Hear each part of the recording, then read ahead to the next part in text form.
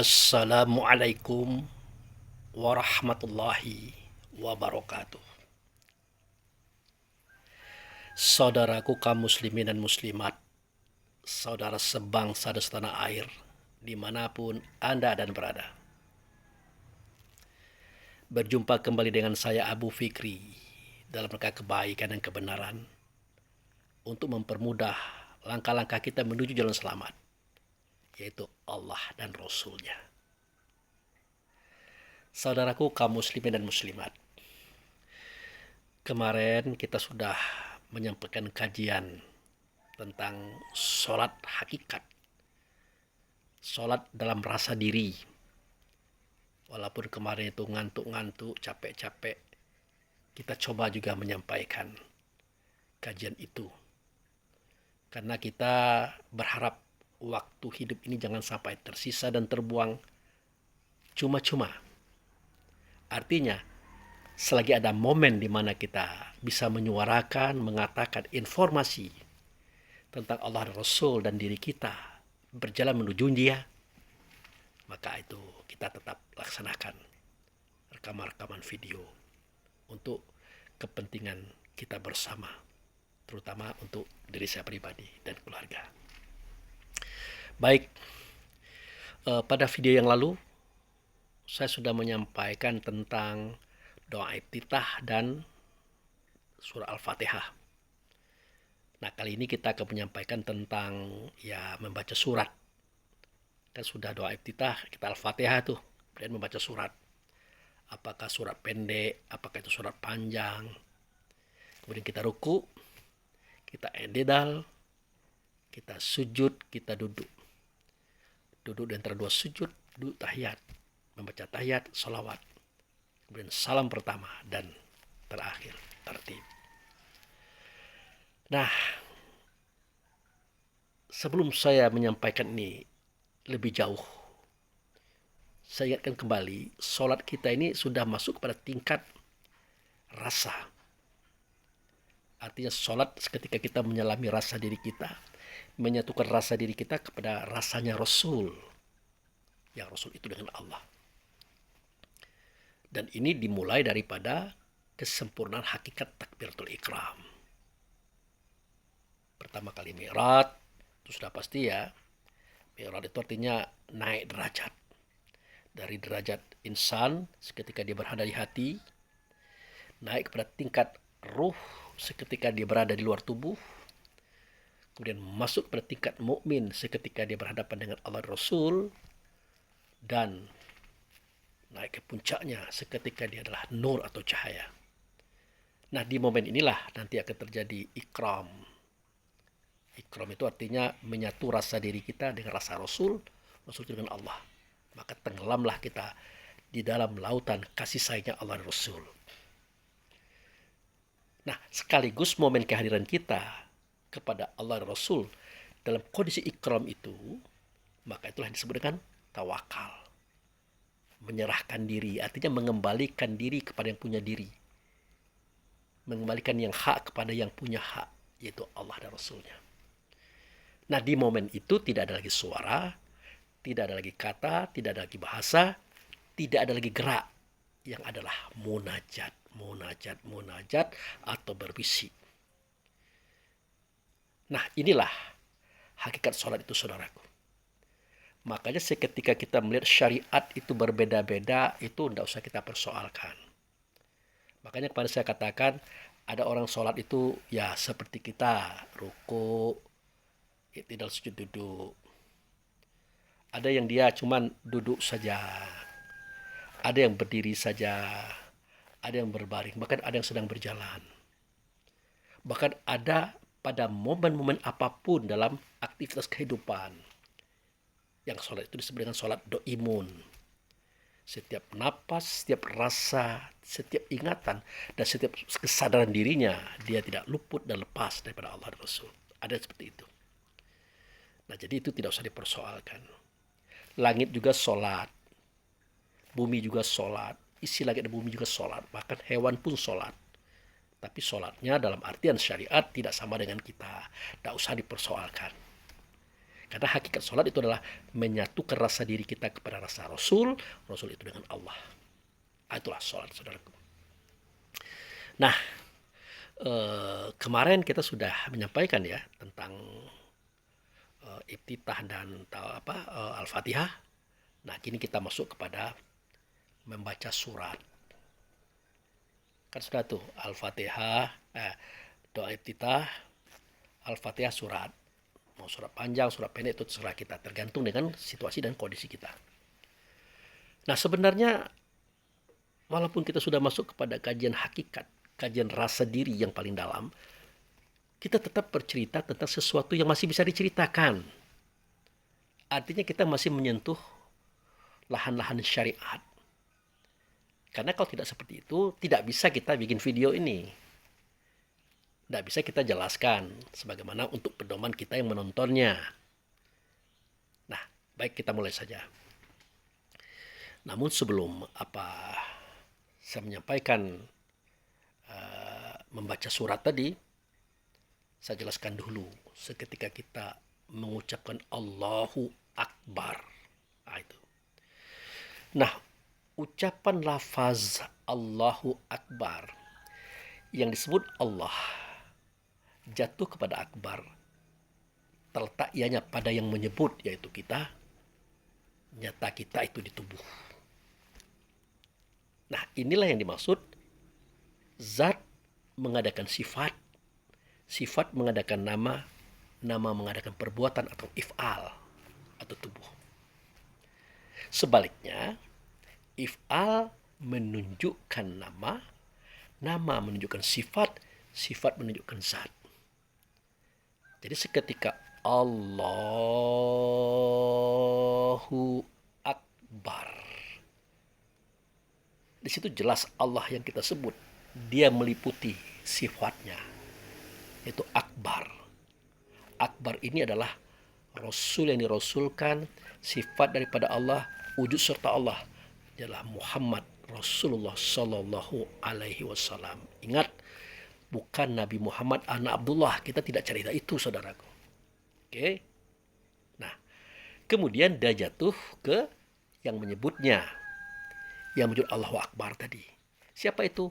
Itulah ruh. Itulah dia mukmin. Itulah diri kita sebelah diri. Dia menyatakan itu dengan rasa, dengan ingatan, dan dengan kesadarannya. Nah, nyatalah semua itu pada if'al atau tubuh berjasad atau materi ini. Maka terlihatlah dia seperti ini.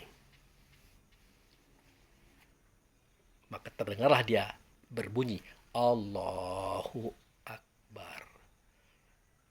Nah, situasi ini dan kondisi ini tidak diketahui oleh siapapun kecuali oleh kita dan Allah. Dan kita disibukkan dengan rasa diri, ingatan diri, serta kesadaran diri. Tidak ada kita sibuk kepada yang lain-lain. Makanya tidak ada cerita kantor, pasar, dan macam-macam. Di bab ini sangat sulit dunia itu masuk, saudaraku. Nah, inilah yang dikehendaki oleh Allah. Seketika kita kembali kepada Rasul dengan Allah sebelum kita dikembalikan. Seketika kita mematikan rasa diri kita berupa hawa nafsu dunia syaitan. Karena kita terfokus kepada persoalan yang kita nyatakan, yang kita suarakan, yang kita katakan di depan Allah Rasul, di dalam sholat hakikat yang tenggelam ianya di dalam rasa. Itu dia. Nah, sengaja saya menampilkan materi ini supaya kita masuk nanti kepada materi-materi yang lain yang sedikit ringan dan mudah, yaitu menjabarkan surat-surat yang ada pada kitab Quran yang berkaitan dengan perjalanan kita menuju Allah dan Rasul kepada selamat. Oke? Nah, itu takbir. Nah, sekarang kita membaca surat. Ambillah surat yang paling mudah, yaitu Qul huwallahu ahad, Allahu somad, lam yalid walam yulad, walam yakulahu kufuwan ahad. Ya, mudah menyebutkannya, tapi paham dan maknanya harus kita pahami, harus kita ketahui, harus kita sadari. Nah, seketika kita mengucapkan itu, di tempat kita mengucapkan, kalau secara syariat hakikat ya, syariat hakikat itu artinya ada syariatnya dan hakikatnya. Itu kejadiannya adalah di depan Ka'bah, di samping Makom Ibrahim di dalam Masjidil Haram. Ka'bah itu tanda Baitullah. Makom Ibrahim itulah tanda Ka'bah. Nah, kita duduk di situ saja, kita sudah mendapatkan manfaatnya seketika kita membaca surat. Nah itu. Apa yang terjadi? Disitulah berlaku linuriyahu min ayatina. Di tempat itu akan kuperlihatkan kepada mereka yang hadir, yang datang itu, yang bertanya tentang itu, yaitu ayat. Jadi apa yang kita baca, apa yang kita suarakan, yang kita katakan dalam bentuk ayat tadi, dalam bentuk surat tadi, dia akan tergambar, saudaraku. Akan terlihat nyata dan jelas. Bahkan kita berada pada posisi sejarah. Makanya kita bisa menceritakannya, menjelaskannya. Begitu. Contoh seperti ini. Kita ingin berbicara tentang cerita Nabi Nuh. Nah, bacalah kisah tentang Nuh. Kita ingin berbicara tentang kisah Sulaiman. Bacalah kisah tentang Sulaiman. Yang paling mudah, bacalah Tabbat Yada Abil Lahabi wa Tab. Kita mau cerita tentang Abil Lahab, paman Nabi, termasuk pembangkangannya, bacalah surat itu. Bersamaan kita membaca surat itu, maka bersamaan dengan itu kita melihat kenyataan yang ada. Makanya kita bisa menceritakannya, menjelaskan kepada siapapun. Terkadang ia ada pada dalil Quran dan hadis, dan terkadang dia tidak ada pada Quran dan hadis, kecuali judulnya itu surat Al-Hab. Jadi repot bagi mereka yang menuntut kepada kita mana dalilnya, dari mana asalnya. Kalau itu yang Anda bicarakan, kita belum masuk pada hakikat. Kita masih tergantung pada tulisan, catatan di buku-buku, keterangan dari orang ke orang. Tapi tidak tergantung kita kepada rasa diri kita yang sedang mengembara, menyelam, berjalan menuju Tuhan di dalam sholatnya. Padahal sholat itu adalah perjalanan rasa diri kepada Rasulullah itu dengan Allah. Bukan buku, bukan catatan, bukan guru. Lah Pak Abu, apakah buku, catatan, guru tidak diperlukan? Diperlukan. Kapan? Di momen kajian syariat. Makanya pada keterangan yang kemarin saya katakan, seketika kita berkata ghairil maghdubi alaihim waladdallin, orang kan banyak mengartikan tuh, mereka itu bukanlah orang yang dimurkai oleh Allah. Diartikannya Yahudi. Mereka itu pun bukan orang yang sesat, diartikannya Nasrani. Tidak begitu. Kajian kita ini tidak pernah keluar daripada diri. Semuanya ada dalam diri saudaraku. Nah, orang yang dimurkai oleh Allah dalam surah Al-Fatihah itu, itulah orang yang sudah diberikan waktu, ruang, dan kesempatan hidup. Tapi dia tidak menggunakan kesempatan itu untuk belajar, berjalan menuju Allah dan Rasul dalam kehidupannya. Padahal dia harus kembali nantinya. Itu. Nah, mereka tidak menggunakan akal fikirnya, paham dan ilmunya untuk berjalan menuju Allah dalam bentuk pelajaran-pelajaran yang harus dia pelajari. Itu murka Allah kepadanya. Murka. Kenapa? Karena sudah diberikan fasilitas, ruang, waktu, dan kehidupan.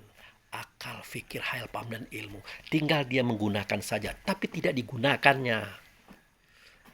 Makanya dikatakan walaqad zara'na li jahannam katsiran minal jin wal ins walahum qulubun la yafqahuna biha walahum uzunun la yasma'una biha walahum uyunun la yubsiruna biha ulaika kal an'am bal adal wa ulaika humul ghafilun.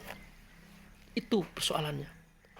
Mereka sudah diberikan hati, tidak mau berpikir, berakal dengan hatinya. Diberi pendengaran, tidak mau mendengar dengan pendengarannya. Diberikan penglihatan, tidak mau melihat dengan penglihatannya. Mereka itulah sama dengan binatang, bahkan lebih parah. Karena mereka lalai. Lalai menggunakan kehidupannya, lalai menggunakan akal fikir yang sudah Allah berikan kepadanya. Ya, neraka dia. Apa itu neraka? Panas hati, panas pemikiran, panas perasaan. Di dalam kehidupan, karena tidak punya penggantungan. Tidak ada tempat bergantung pada Allah dan Rasul. Padahal itulah pekerjaan yang paling sulit yang mestinya harus dipelajari. Tapi mau tak mau harus ada pada kita kisah itu. Makanya Allah memberikan akal terlebih dahulu daripada kitab. Kan jelas itu. Min qablu hudal linnasi wa anzalal furqan. Sebelum aku turunkan hudalin nasi, yang berupa Taurat, Zabur, Injil, Quran, terlebih dahulu aku berikan Furqan. Itu surah Al-Imran ayat 4. Apa itu Furqan? Sesuatu yang bisa membedakan yang hak dan yang batil, yang halal dan yang haram, yang patut dan yang tidak patut. Itulah akal fikir kita. Nah, panaslah kita. Karena kita banyak tidak tahu, tapi kita berbicara juga diceremehkan orang, dicemoohkan orang, dibully orang, emosi. Hidup berkeluarga, direndahkan istri, direndahkan anak, emosi. Kadang-kadang emosi itu membawa kepada bala. Pertikaian yang keras, bahkan membunuh. Kenapa? Karena keawaman, karena kebodohan kita yang tidak memanfaatkan apa yang Allah berikan kepada kita. Itu masalahnya. Makanya maghdub mereka itu, dimurkai. Jadi tidak sembarangan kita hidup ini, saudaraku. Ada konsekuensinya. Nah itu. Itu bagi mereka yang tidak memanfaatkan fasilitas yang Allah berikan. Makanya dikatakan afala ta'qilun, afala tasma'un, afala tubsirun, afala ta'qilun. Itu kan tuntutan-tuntutan Allah kepada kita. Adakah kamu tidak berpikir, tidak berakal, tidak mendengar, tidak memperhatikan, tidak mempelajari? Kenapa Allah bertanya? Karena Allah sudah memberikan modal-modal itu. Lalu kenapa tidak dipakai? Nah itu. Ya murkalah dia. Efek murkanya itu jatuh kepada kita. Kita merasa di dalam neraka. Baik dunia ataupun akhirat. Nah itu persoalannya. Nah begitu juga. Waladhalin. Dan mereka itu adalah orang-orang yang sesat. Orang yang sesat di sini adalah orang yang sempat belajar, yang sempat tahu, tapi pengetahuan dan pelajaran itu belum sampai kepada target yang diharapkan. Kemudian dia mengajarkan itu kepada orang banyak, menyampaikan itu kepada orang banyak. Setelah dia salah, orang pun salah gara-gara dia. Setelah dia sesat, orang pun sesat gara-gara dia. Makanya terjadilah baku hantam di dalam masyarakat karena perbedaan pemikiran, perbedaan paham. Akibat apa? Akibat tidak sampai pengetahuannya, tidak sampai pahamnya. Maka orang itu sesat dan menyesatkan. Jangan dikatakan Nasrani. Inilah persoalan kita ini, suka menyenggol-nyenggol orang, tapi lupa kepada apa yang ada pada diri kita dalam bentuk kekurangannya, saudaraku. Itu. Ya. Nah, kita kembali lagi kepada membaca surat tadi. Jadi membaca surat itu hukumnya sunnah, saudara. Seketika kita sedang sholat, hukumnya sunnah. Tetapi manfaatnya luar biasa. Makanya kita harus tahu terjemahan, paham dan makna setiap surat yang kita baca. Supaya apa? Supaya kita mendapat gambaran-gambaran daripada Allah dan Rasulnya tentang apa yang kita baca. Dan kita pun bisa bercerita. Nanti saudaraku lihat di dalam hadis kudusi ya, itu hadisnya panjang. Kisah Nabi Nuh seketika di pengadilan Allah dan Rasul. Nah waktu itu kan kaum Nabi Nuh mau dilemparkan ke neraka. Nah kaum Nabi Nuh berkata, ya Allah, jangan dulu lemparkan kami ke neraka. Karena kami tidak mendapatkan dakwah daripada Nuh selama dia hidup bersama kami. Oleh karena itu panggil dulu Nuh. Kami tidak menyatakan ini kepada dia. Dan dia harus bertanggung jawab atas kondisi kami hari ini. Kata Allah, oke, siap. Dipanggillah Nabi Nuh. Ditanyakan oleh Allah kepada Nuh, hai Nuh, mereka ini akan dilemparkan ke neraka karena keingkarannya, kekafirannya kepada Allah dan Rasulnya. Nah, mereka ingkar itu menurut mereka engkau tidak pernah berdakwah kepadanya. Nah, ini bagaimana ini? Nah, berkatalah Nuh, wahai Allah, Zat yang maha tinggi, maha agung, Zat yang mengetahui segala sesuatu. Engkau tahu kisah ini. Engkau melihat kisah ini. Dan kejadian itulah di hadapan dirimu, bersama dirimu, dalam liputan dirimu. Tidak mungkin aku melakukan itu. Sungguh mereka sudah berbohong kebohongan yang besar ya Allah. Maka kaum Nabi Nuh membantah. Tidak, engkau tidak pernah mendakwah kepada kami. Nah, bayangkan saudara. Orang kafir ini di depan Allah, di depan neraka, di depan Nuh, sudah mau dieksekusi habis dia, masih dia menunjukkan kekafirannya, kebohongannya. Akhirnya kata Allah, kalau memang begitu, Nuh, siapakah yang akan engkau angkat sebagai saksi tentang keberadaan engkau berdakwah kepada mereka? Siapa? Maka berkatalah Nuh, yang bersaksi itu ya Allah adalah Muhammad Rasulullah Sallallahu Alaihi Wasallam dan kaum serta umatnya. Nah, kalau Muhammad Rasulullah Sallallahu Alaihi Wasallam tidak usah kita ceritakan. Bila ada wujud serta Allah, beliau adalah tempat nyatanya Allah. Bahkan yang bertanya kepada Nuh itu sebenarnya adalah Rasulullah Sallallahu Alaihi Wasallam. Nah itu. Nah, persoalannya ini umatnya ini. Umat yang mana ini yang menyaksikan? Ya tentu orang-orang yang tahu tempat bertanya mengenai masalah Nuh. Dia sholat menyatakan rasa dirinya kepada Rasulullah dengan Allah.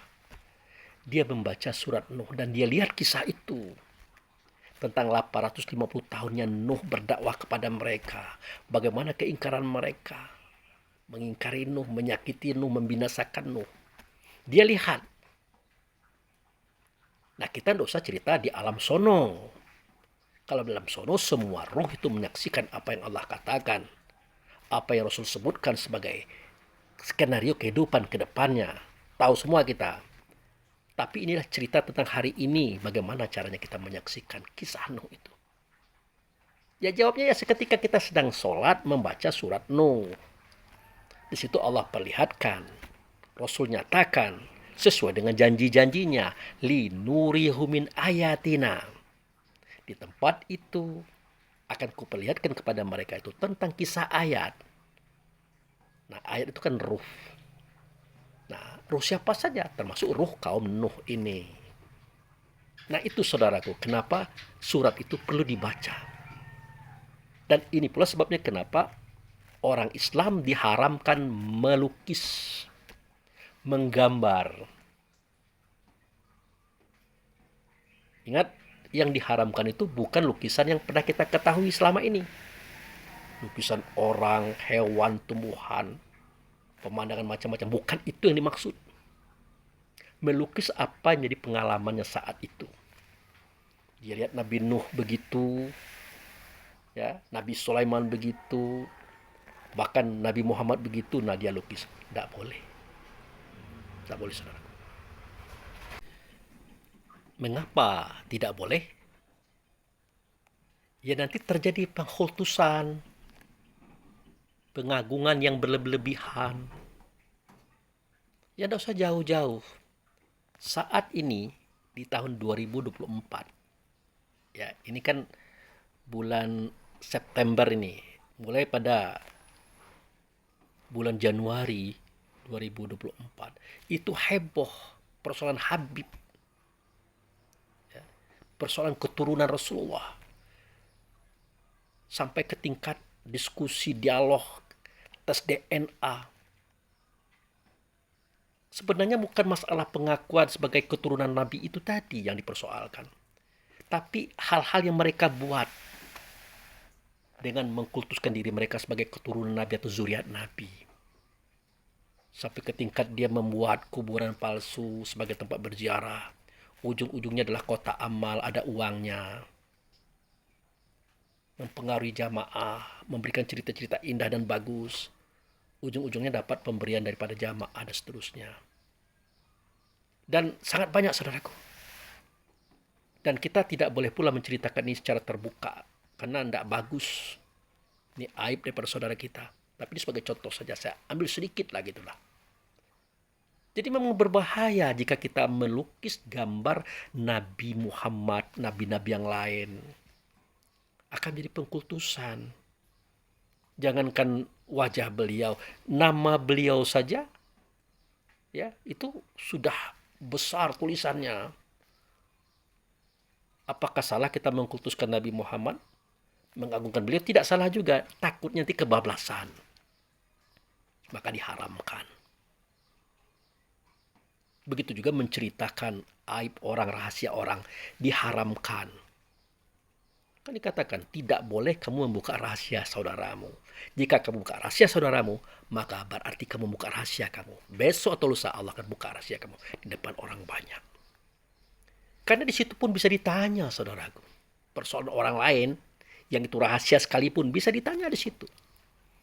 Makanya kita orang yang pandai menelusuri dan bisa menyatukan rasa dengan Rasul dengan Allah di tempat itu, maka tidak berhak kita mengurus masalah dunia.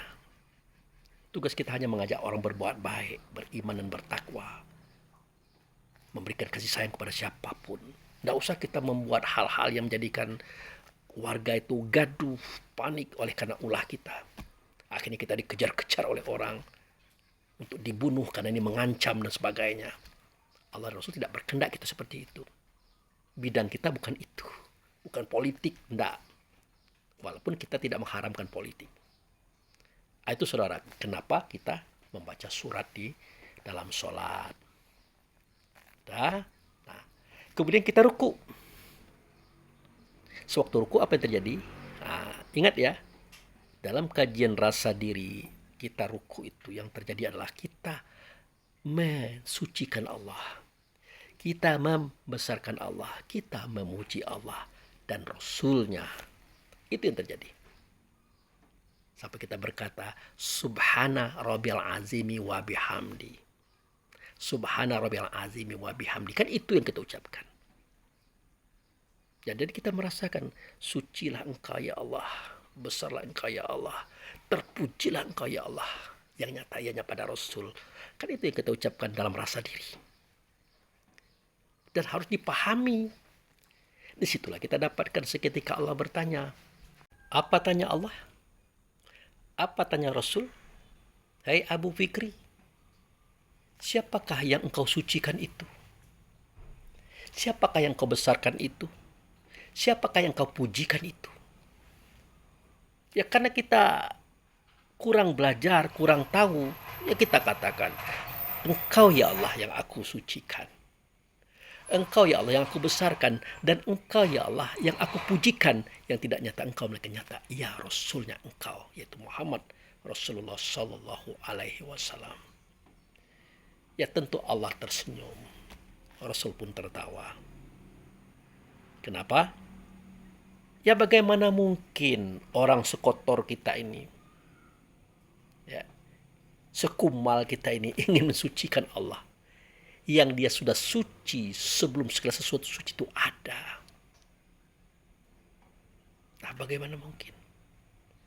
Yang ada adalah di momen itu dalam rasa batin kita merasa disucikan oleh Allah dan Rasul, saudaraku. Dirontokkan kekeliruan, kesalahan dan dosa-dosa, saudaraku. Saat itu. Bukan kita yang mensucikan Allah dan Rasul, tidak. Tidak. Nah begitu juga seketika kita mengatakan, besar engkau ya Allah. Siapa yang kau besarkan Abu Fikri? Engkau ya Allah yang kubesarkan. Engkau ya Rasul yang kubesarkan. Bagaimana mungkin yang kerdil kayak kita ini, yang sejatinya dia tidak ada, maka diadakan, kok bisa membesarkan Allah dan Rasul? Tidak ada itu. Dalam rasa batin kita, seketika kita menyelam dalam rasa sholat tadi, tidak ada yang kita harapkan kecuali bagaimana kita dibesarkan oleh Allah. Rasa kita, mental kita, kesabaran kita, ketajaman batin kita, itu yang kita harapkan seketika kita sedang ruku. Bukan kita yang membesarkan Allah, tidak. Nah begitu juga kita seketika kita mengatakan, sucilah engkau ya Allah. Ditanya oleh Allah, siapa yang kau sucikan? Ngomong pula Abu Fikri, engkau ya Allah, engkau ya Rasul yang aku sucikan. Yang aku pujikan. Bukan. Sesungguhnya di saat engkau sedang ruku itu, akulah yang memuji engkau. Di hadapan para malaikat, di hadapan para penduduk langit dan bumi, serta apa yang ada di antara kedua-duanya. Sehingga tak satu pun yang tidak kenal siapa engkau, karena aku yang memujinya engkau, yang mengagungkan engkau. di saat kau sedang ruku. Nah, jika sudah tahu kita persoalannya seperti ini saudaraku, untuk apa pujian bagi manusia? Untuk apa sanjungan daripada manusia kepada kita? Tidak ada gunanya. Kecil. Maka saya katakan, wah Abu Fikri itu bodoh. Tidak ada apa-apanya, sesat, kumal, kotor. Ya ada apa-apa. Tidak ada urusan sama kita itu. Karena kita sudah berurusan dengan zat yang maha agung. Wujud serta Allah adalah Rasul yang saat itu rasa kita sudah menyatu dengannya di dalam salat. Selesai urusan kita. Nah makanya di dalam doa kunut kan ada kalimat. Allah tidak akan memuliakan orang yang dihinakannya. Dan tidak pula akan menghinakan orang yang dimuliakannya. Terserah manusia mau bikin apa. Kalau Allah katakan kita mulia, tetap mulia. Yang namanya mutiara itu walaupun ditenggelamkan ke dalam rumput, ke dalam kotoran, ya mutiara tetap mutiara. Begitu. Tidak masalah. Kita mau digunjingkan, mau dicaci maki, mau dipitnah, silakan saja. Tapi kalau sudah masuk pada ranah hukum, pengadilan, kita berhak membela diri. Berhak menyatakan fakta dan data bahwa kita tidak seperti itu loh. Begitu saudaraku. Itu di momentum kita sedang ruku. Itu.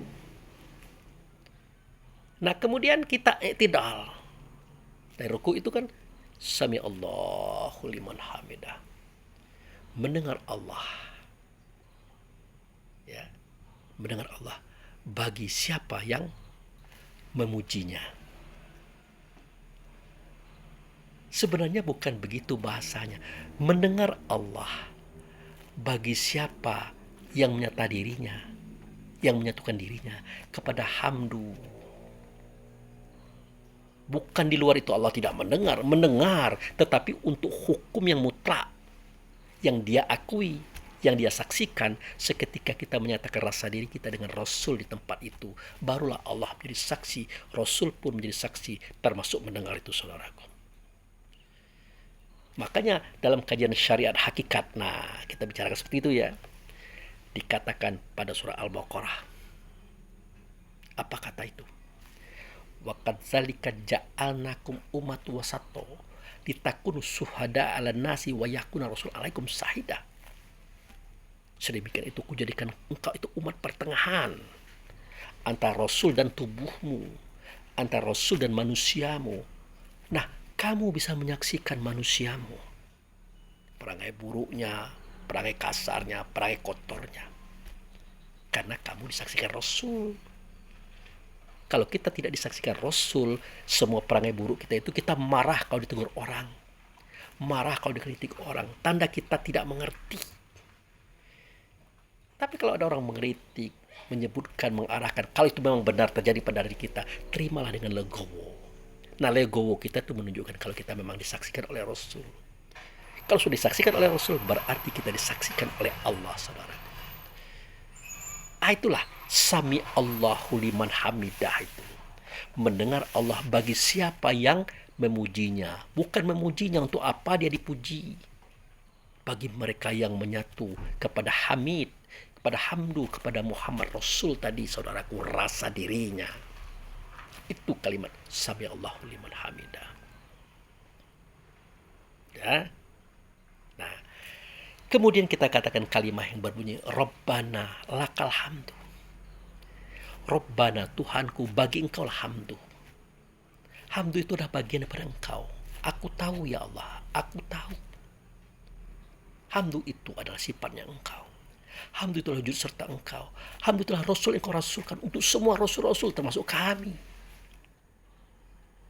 Itu sebuah pernyataan saudaraku.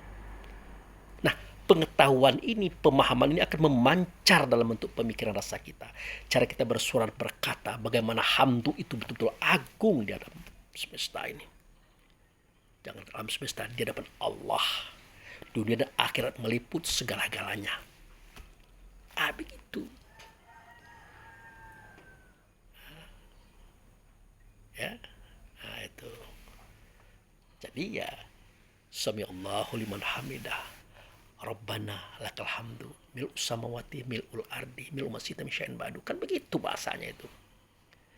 Rabbana, bagi engkau itu hamdu. Bagi engkau itu sifat. Dia adalah nurnya engkau. Wujud serta engkau. Sebelum dan sesudah. Dan atas segala-galanya daripada langit dan bumi. Dia itulah bendanya. Di mana aku bersamanya saat ini, ya Allah, ya Rasulullah. Itu kisahnya, saudaraku. Inilah sholat hakikat. Jadi kita disibukkan dengan situasi ini. Gitu. Sudah. Kemudian kita sujud.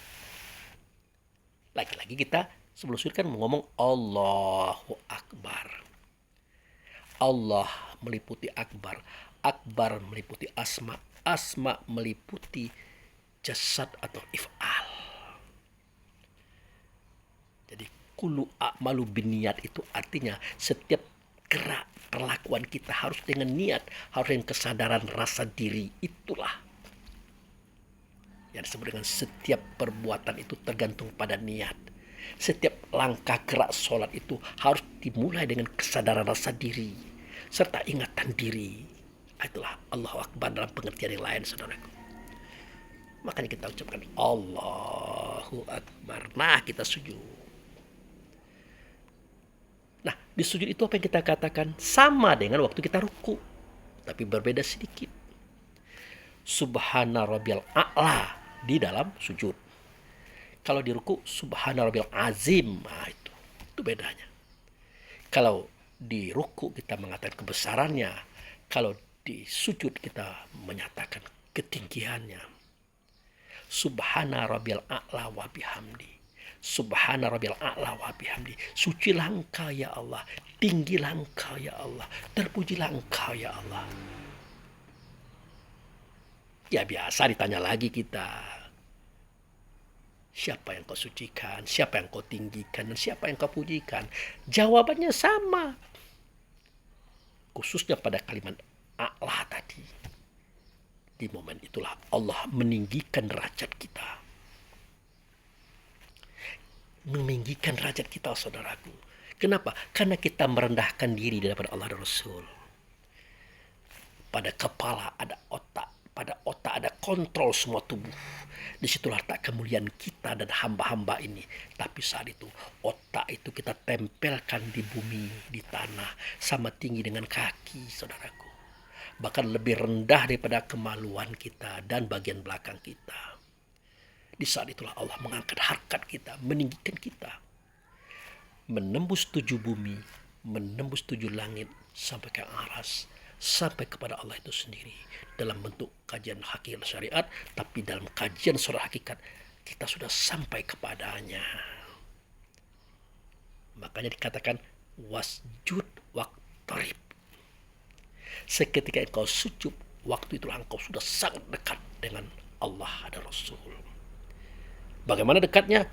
Jauh tidak berjarak, dekat tidak berperantara, saudaraku. Itulah hakikat sholat. Waktu itu. Ya. Nah, setelah kita sujud kan duduk di antara dua sujud. Apa ucapan kita? Rabbirfirli. Ya. Warhamni. Wajiburni, warfa'ni, warsukni, wahdini, wa'afini, wafu'ani. 8 permintaan, 8 permohonan mewakili semua permintaan kita pada doa-doa yang lain. Itu sebenarnya, saudaraku. Itulah inti sholat. Itulah tujuan sholat, tujuan hubungan kita dengan Allah Rasul untuk meminta yang 8 macam itu. Harus dipahami itu. Makanya seketika Rasulullah bertanya kepada sahabat, apakah kalian pengen masuk surga? Pengen ya Rasulullah. Betul? Betul ya Rasulullah. Nah, kalau begitu kata Rasul, pihak nabinya, nah, kamu carilah pintu surga itu jumlahnya 8 di muka bumi ini. Sekarang. Waduh, bingung kami. Kemana kami akan cari ya Rasulullah? Ya kamu cari sampai dapat. Jangan kembali kepadaku sebelum kau dapat. Di tempat lain duduklah sahabat-sahabat tadi. Berceritalah sahabat tadi. Bagaimana caranya kita mencari pintu sorga? Bagaimana? Sorga kan jauh di alam sono. Tapi kok pintunya ada di sini? Akhirnya itu tidak terpecahkan oleh sahabat. Tidak terpecahkan. Ya kembali dia kepada Rasulullah dalam kondisi hampa. Menyerah. Ya Rasulullah, aku menyerah. Kami menyerah. Yang kami tahu surga itu di alam sono. Kok pintunya ada di sini? Dikatakan oleh Rasulullah bahwa Allah itu meliputi Rasul. Rasul itu meliputi 4 kejadian yang dijadikan daripadanya. Bumi yang diberkati, aras di bumi, surga neraka, mukmin. Artinya, antara kita dengan surga, antara kita dan neraka, sebenarnya tidak berjarak, saudaraku. Maka pintunya ada di sini. Walaupun kampungnya ada di sono. Dan kampungnya pun bisa ada di sini dalam rasa diri. Kalau kita tahu mana itu surga, mana itu neraka. Itu. Oke, kata Rasulullah. Kalau memang kalian belum bertemu dengan 8 pintu itu, aku bukakan kepada kalian rahasianya. 8 pintu itu terletak pada huruf dal. Dal itu adalah momen kita duduk di dalam sholat. Nah itu. Jadi berdiri seperti alif, ruku seperti ha, sujud seperti mim, duduk seperti dal. Nah, di waktu itulah kamu bisa membuka pintu surga yang 8 itu. Nah, yang dimaksudkan dengan kisah ini itulah doa Robbirfirli, warhamni, wajburni, warfa'ni, warzukni, wahdini, wa'afini, wafu'ani. 8. Kalau kamu bisa menyebutkan itu, mengucapkan itu dalam rasa batinmu, kemudian kamu nyatakan ia dalam bentuk suara kata dan perbuatanmu dalam amaliyahmu, sudahlah kamu sudah berada di surga. Walaupun surga yang sebenarnya belum kamu temui di alam sono. Gitu. Makanya wajib kita memahami apa yang kita suarakan, kita katakan. Dalam hal apapun, apalagi dalam sholat. Mulai dari Robbirfirli, Tuhanku ampunkanlah dosaku. Artinya tidak satu pun di antara kita manusia ini, mau nabi dan rasul, dia mau wali, pasti ada dosanya. Pasti. Maka dia berkata, Robbirfirli. Makanya jangan merasa bersih, merasa suci, orang lain kotor. Tidak boleh. Karena setiap kita punya dosa, tandanya ini. Tidak bisa tidak menyebut itu dalam hadapan Allah dan Rasul. Tidak bisa, harus disebutkan Robbirfirli. Itu. Nah, itu pintu yang pertama. Kalau sudah diampuni oleh Allah dosa kita, diperkenankan doa itu, maka 1 pintu surga sudah terbuka untuk kita. Berarti kita sudah tidak punya dosa lagi. Ya kalau mau buat dosa lagi, nantilah. Ya. Tentu dosa yang lain pula, jangan yang sama. Itu pun juga nanti di sholat berikutnya diucapkan lagi Robbirfirli. Misalnya subuh nih, nanti di zuhur diucapkan lagi. Seterusnya di asar, di maghrib, di isya, sampai di tahajud. Itu. Sudah Robbirfirli? Warhamni.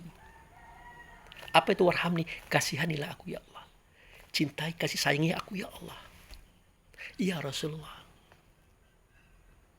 Nah, kata Allah dan Rasul, oke, siap. Tapi tahu enggak kamu bagaimana caraku mencintai, mengasihi, menyayangimu? Bagaimana caranya? Yaitu dengan cara kamu, nah itu dia. Mencintai, mengasihi, dan menyayangi apa yang ada di bumi. Ya manusia, ya hewan, ya tumbuh-tumbuhan di alam semesta. Cintai, kasihi, dan sayangilah mereka. Jangan disakiti. Kalau itu yang kamu lakukan, maka Allah dan Rasul mengasihi, mencintai, dan menyayangi kamu. Lah surga lagi di pintu kedua. Itu saudaraku. Nah, sudah warhamni? Apa? Robbirfirli, warhamni, apa lagi? Wajiburni. Wajiburni itu artinya cukupkanlah aku. Apa pengertiannya? Apakah kita harus dicukupkan semuanya dalam bentuk materi? Bisa jadi, karena ada manusia cukup hidupnya dengan materi. Tetapi yang Allah maksudkan adalah cukup dalam rasa. Makanya seketika kita meminta, cukupkanlah aku ya Allah, maka Allah balik bertanya, Rasul baik berkata, apakah kamu tahu bagaimana cara aku mencukupi kamu? Belum tahu ya Allah. Belum tahu ya Rasulullah. Nah, caranya cukup satu saja, yaitu kamu merasa cukup dengan apa yang ada. Selesailah, sudah. Walaupun kamu belum punya mobil, belum punya motor, belum punya sepeda, tapi kan kamu punya kaki. Kamu diberi ongkos untuk naik taksi atau angkot atau apa. Yang penting kamu merasa cukup dengan apa yang ada. Kamu syukurilah yang ada. Sungguh itu dah sangat nikmat bagi dirimu kalau kamu mengerti. Nah, itu. Jadi wajiburni itu artinya kita merasa cukup dengan apa yang ada. Bukan melihat orang di atas. Bukan melihat orang yang berlebih daripada kita. Itu akan menjadi sengsara pada kita, saudaraku. Akan menyiksa dia. Nah, kalau sudah bisa kita merasa cukup dengan apa yang ada, maka terbukalah pintu surga yang ketiga. Yang keempat, warfa'ni. Angkat derajatku ya Allah. Ini omongan kita loh. Permohonan kita kepada Allah dan Rasul. Tapi apa yang terjadi? Hidup diberikan, ruang diberikan, waktu diberikan. Akal diberikan, fikir diberikan, hayal diberikan, paham diberikan, pengetahuan diberikan. Tapi tidak kita manfaatkan. Tidak kita gunakan. Tidak kita mencari jalan menuju Allah dan Rasul untuk keselamatan kita dunia dan akhirat. Tidak bisa. Makanya walaqad zara'na li jahannam katsiran minal jin wal ins. Sungguh aku penuhkan neraka jahanam itu dengan jin dan manusia. Kenapa? Karena mereka diberi hati, tidak berpikir dengannya. Diberi pendengaran, tidak mendengar dengannya. Diberi penglihatan, tidak melihat dengannya. Mereka itu sama dengan binatang, bahkan lebih parah daripada binatang.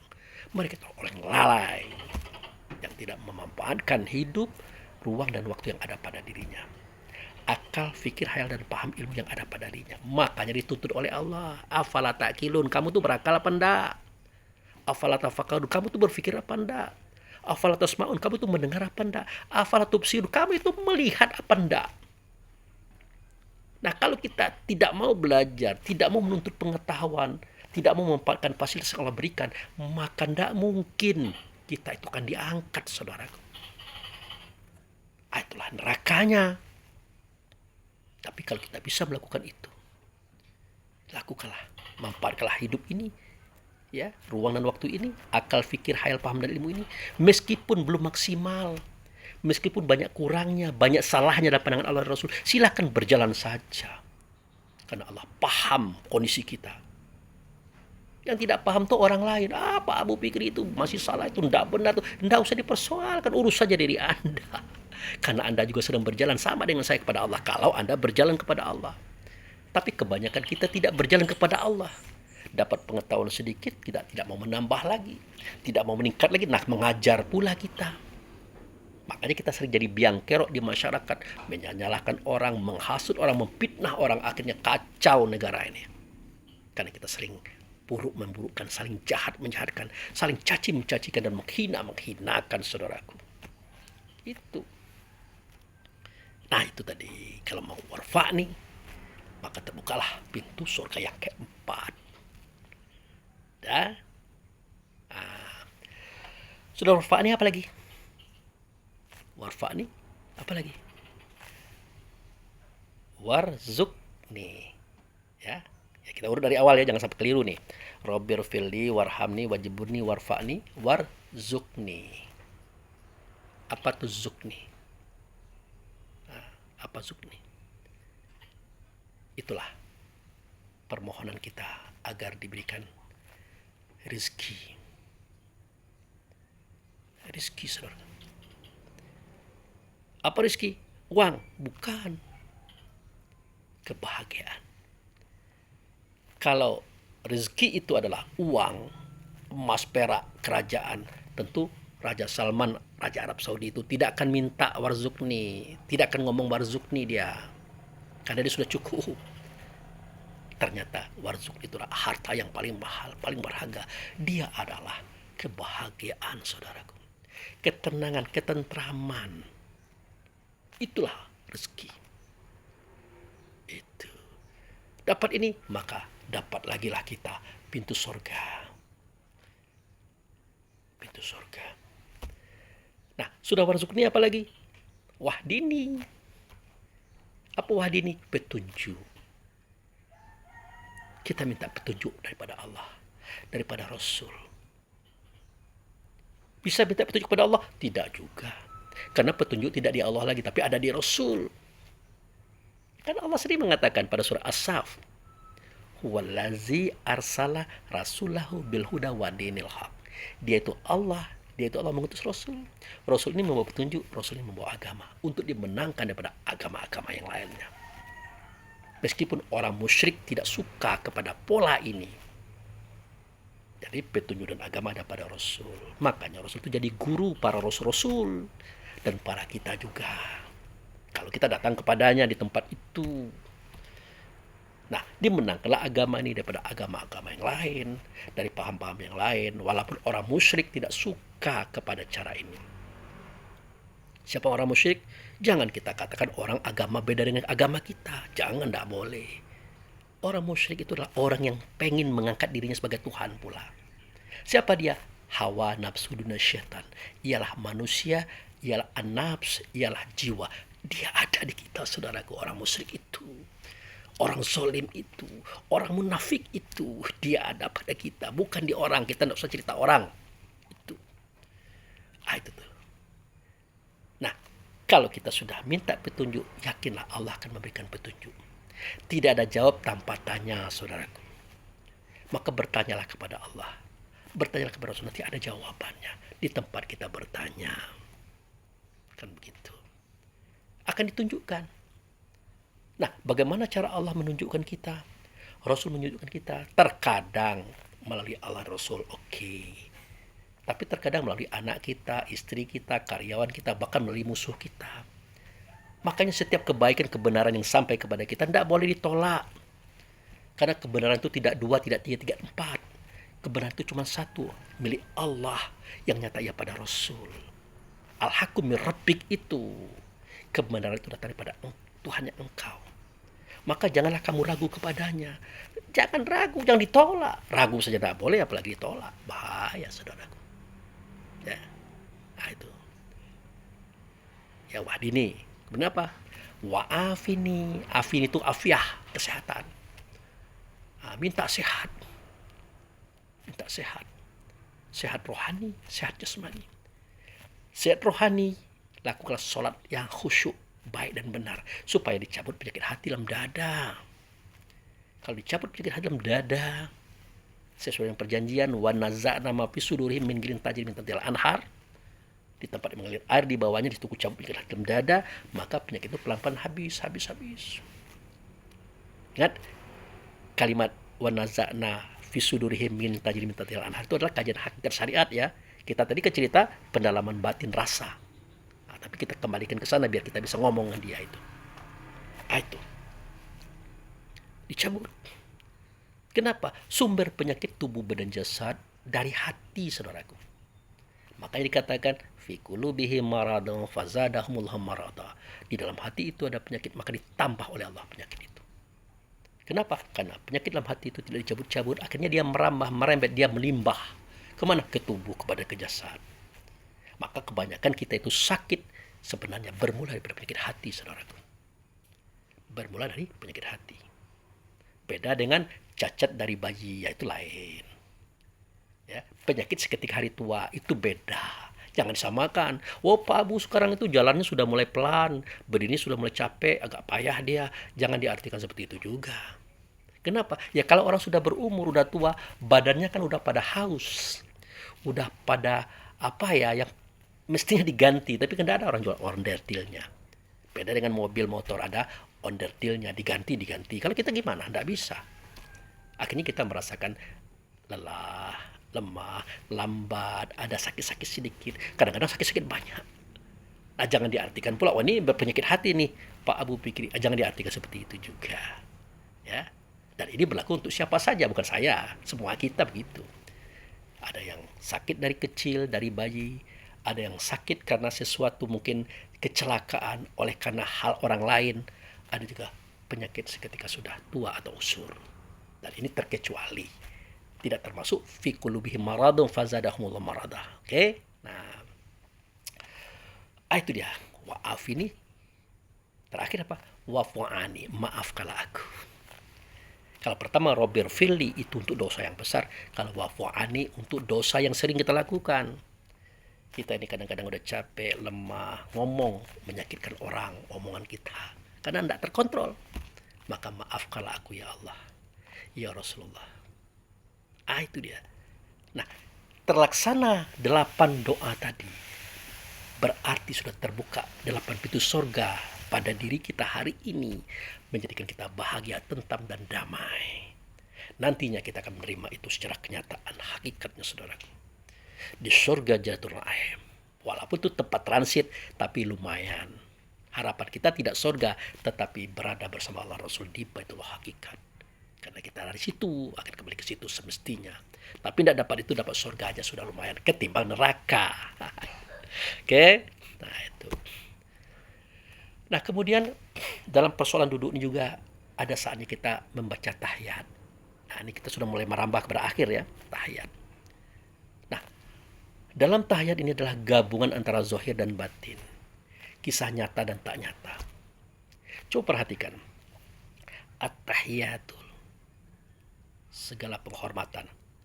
Mubarakatus, segala berkah. Sholawatul, segala kesejahteraan. Toibatu, segala kebaikan. Bagi Allah. Kita pula yang akan memberikan itu kepada Allah. Bayangkan saudaraku, aneh kita ini. Dan beginilah gayanya Allah Rasul bersenandung. Seakan-akan kita ini membawa 4 hal untuk Allah. Mulai pada at-tahiyatul, ya, yaitu kesejahteraan, penghormatan, mubarakah, berkah, ya, sholawat kesejahteraan, thayyibah. Nah, kita bawa untuk Allah. Seakan-akan Allah itu tidak punya penghormatan, tidak punya kesejahteraan, tidak punya kebaikan, tidak ada berkah. Makanya Allah begini, tidak, bukan untukku, ditunjuklah Rasul. Tapi tidak Rasul bunyinya, tapi Nabi, saudaraku. Terus dipahami itu. Setelah at-tahiyatul mubarakatus sholawatu thayyibatulillah, maka Allah tidak menerima itu, kemudian dia tunjuk kepada Nabi, tidak kepada Rasul. Apa itu terjadi? Assalamu alaika ya ayuhan Nabi. Artinya waktu kita mau sholat berpamitan kepada wujud serta guru atau mujadid atau Nabi. Tapi di dalam tahiyat lagi-lagi tampak beliau itu yang berjasa kepada kita. Kalau bukan dia Nabi, dia adalah Al-Mujaddid atau Rasul Anbiya yang terdiri dari 15 orang. Terakhir dia adalah mursyid, guru atau syekh kita. Ngomong lagi kita kepada sosok itu. Kita katakan Assalamu alaika ayuhan Nabi wa rahmatullahi wa barakatuh. Keselamatan bagi engkau wahai Nabi. Ya. Assalamu alaika. Diberikan kepada Nabi. Kata Nabi, enggak. Dia tunjuk diri kita. Di momen itu, saudaraku. Makanya kalimatnya berubah menjadi Assalamu alaina wa ala ibadillahi sholihin. Jadi, sholawatu, thayyibatul, mubarakatus. Itu diberikan kepada Allah, ditambah lagi yang ada pada Nabi itu 3 ya. Kita ulang ya. At-tahiyatul mubarakatus sholawatut thayyibatulillah. 4. At-tahiyat penghormatan, sholawat kesejahteraan, thayyibah kebaikan, mubarah berkah. Kita berikan 4 kepada Allah. Allah tidak terima karena itu dari dia. Itu ditunjuk pada Rasul. Di Rasul ada 3. Tadi 4 ya, di Rasul ada 3. Assalamu alaika ayuhan Nabi wa rahmat. 2 ya, wa barakah. Assalamualaikum warahmatullahi wabarakatuh. 3. Jadi 4 tambah 3, 7. Akhirnya kembali kepada kita. Dihimpun menjadi satu. Apa itu? Selamat. Jadi seorang yang selamat itu mendapatkan 7 bagian tadi, saudaraku. Assalamu alaina. Nah itu dia. 4 tambah 3 jadi 7. Disimpulkan menjadi satu, namanya selamat. Nah selamatlah kita kalau kita mendapatkan yang 7 tadi. Daripada Allah dan Rasul. Nah keselamatanlah bagi kami. Kami yang mana? Hamba yang solehat. Hamba yang sholat. Nah itu saudaraku. Nah, jadi sholat itu adalah untuk berjalan menuju Allah dan Rasul demi keselamatan kita. Makanya wajib kita berjalan menuju Allah dan Rasul. Sudah diberi fasilitas, kapasitas, jangan lagi dimain-mainkan, jangan lagi diabaikan. Mumpung dunia ini masih ada, hidup ini masih ada, dan hayat ini masih ada. Itu saudaraku. Sudah selesailah sudah kita. Ya, selesai. Nah, jadi selesai itu kita ucapkan, baru kita tutup semua itu dengan asyhadu an la ilaha illallah wa asyhadu anna muhammadar rasulullah. Nah, itu kan itu kita ucapkan dalam sholat saat itu. Sudah atahiyatul mubarakatus sholawatu thayyibatulillah. Assalamualaikum ayuhan nabi warahmatullahi wabarakatuh. Assalamualaikum wa ala ibadis sholihin.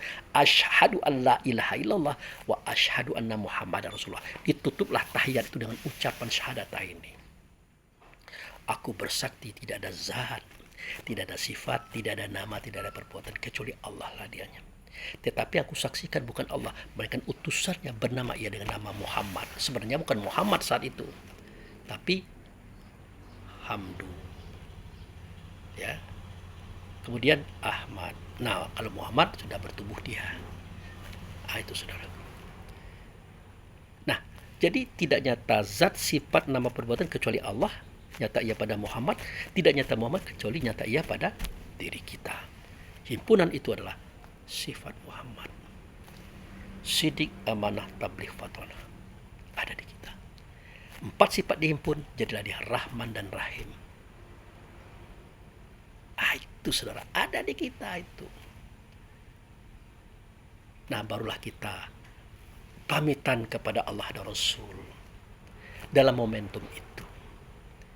Maka kita berdoa kepada Allah, berdoa kepada Rasul. Jangan sampai kita ini terpisah daripada Allah dan Rasul. Tetap bersifat dengan sifat sidik, amanah, tabligh, fatonah. Ucapannya Allahumma sholli ala Muhammad wa ala ali Muhammad. Ya Allah, hubungkanlah aku dengan Muhammad, dengan keluarga Muhammad.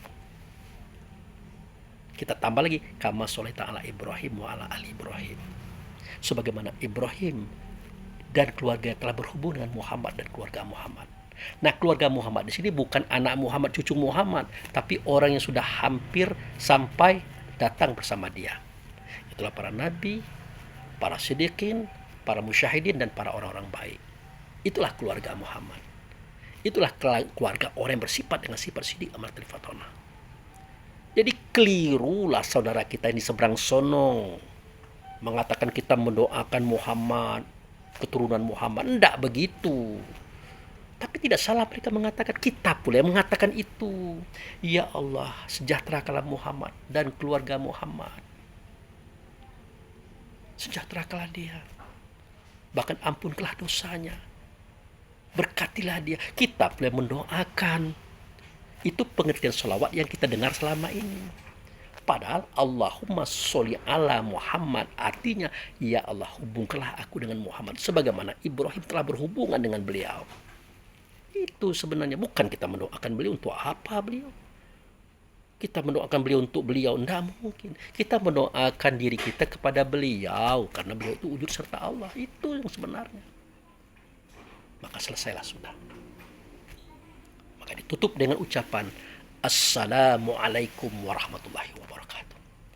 Keselamatan bagi kamu, rahmat Allah dan berkah Allah. Bukan kepada Allah, bukan kepada Rasul. Maaf betul kalau kita berbeda paham. Maaf. Ada yang mengatakan itu kita ucapkan kepada Allah dan Rasul. Ya kan? Maaf, saya pelan-pelan nih. Itu kita ucapkan kepada Allah dan Rasul dan untuk Allah dan Rasul. Tidak. Coba perhatikan redaksinya itu. Assalamu alaikum. Nah, kum itu artinya orang banyak. Keselamatan bagi kamu. Masa itu kita unjukkan kepada Allah? Kita berikan kepada Rasul. Tidak masuk. Jadi assalamu alaikum itu adalah untuk golongan kanan. Ya. Assalamu alaikum. Keselamatan bagi kamu. Warahmat. Ya. Rahmat siapa? Rahmat Allah. Dan berkah Allah bagi kamu. Wahai kelompok kanan. Itulah orang beriman, orang beramal soleh, orang baik-baik. Di surah Al-Waqiah dikatakan itu.